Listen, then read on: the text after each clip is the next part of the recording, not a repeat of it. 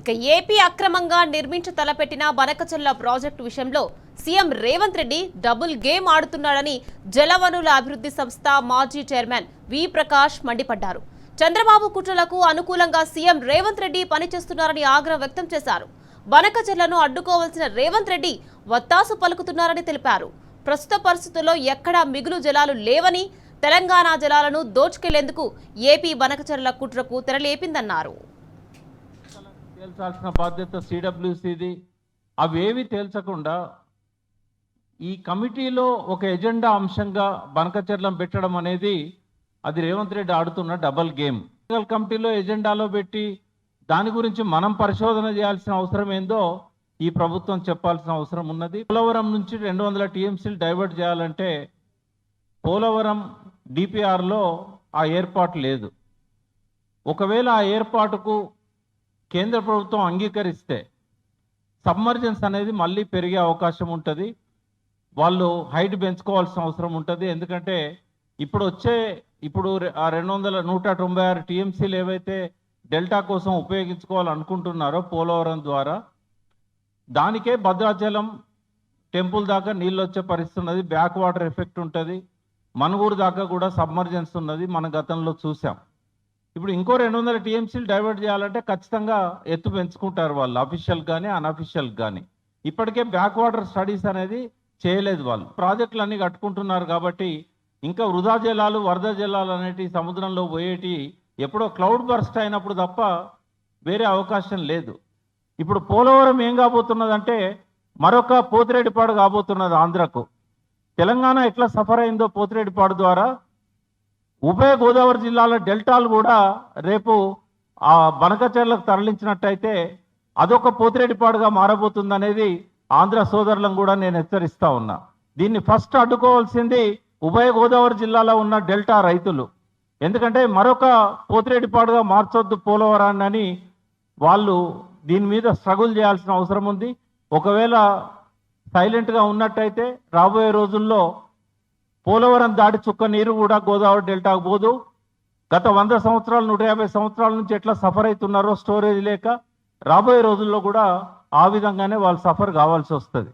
ఇవాళ హక్కులు పోతాయి, రైపేరియన్ రైట్స్ పోతాయి. ఒకవేళ కనుక బనకచెర్లకు హక్కులు వచ్చినట్టయితే తర్వాత కాలంలో వాటర్ కూడా అడ్డుకుంటారు.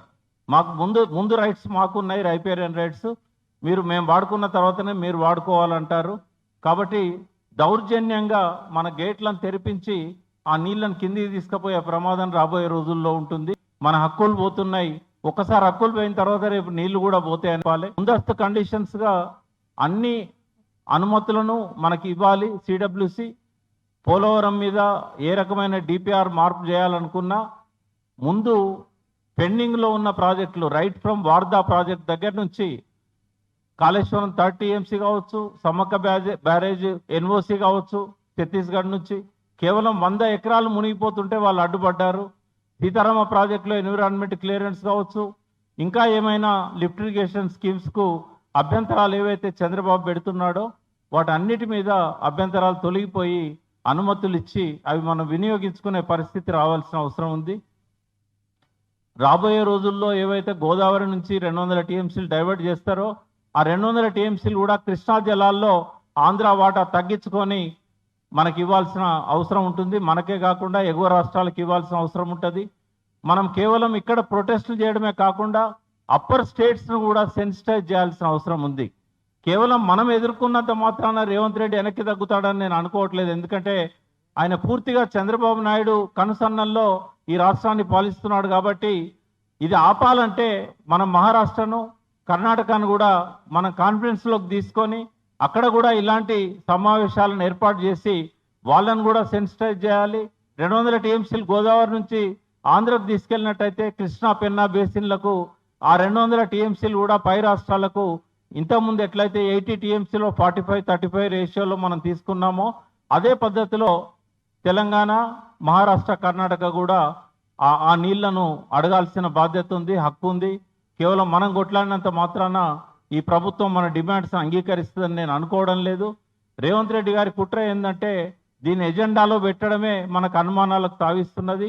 మొన్న ఆంధ్ర నుంచి ఒకటే ఒక్క ఎజెండాలో అంశం ఉంటే బనకచెర్లది. తెలంగాణ 13 అంశాలు పెట్టాడు.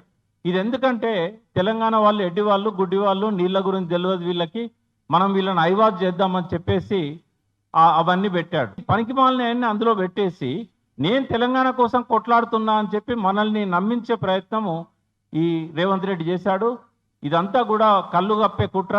నిజంగానే తెలంగాణ ఉద్యమం స్టార్ట్ కాకముందు నీళ్ళ మీద మనకు అవగాహన తక్కువగా ఉండేది.